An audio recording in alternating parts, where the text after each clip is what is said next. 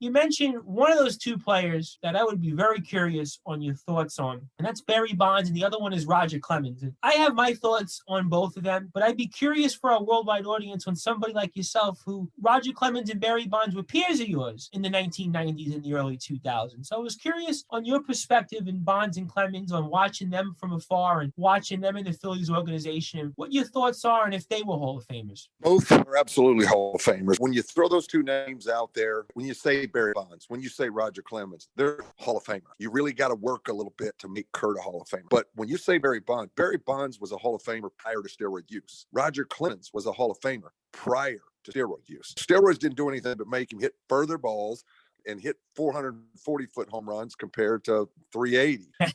And, Clemens was dominant. He did take steroids to be honest, to be good at 40. The body starts to break down at 38, 39. And, there were a lot of guys in that era that thought, hey, man, this stuff can keep me in pro ball for another 5 or 6 years. So that was why they did it. There were guys that did it at 30 years old that said, hey, I hit 25 home runs, still 30 bases. If I take this stuff, I'll hit 40 home runs and still 40 bases. So people did the anabolic stuff and performance enhancement, as they call them now. They did that stuff for a reason.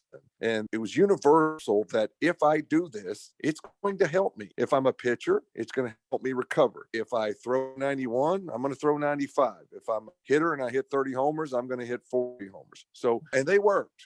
Performance enhancement they worked, or no one would have taken them, and they would have never got it out of the game. But they're definitely Hall of Famers. It's going to be just disheartening if they keep two guys like that out of the Hall of Fame. It is. As a past player and a longtime pro myself, I looked up to those guys.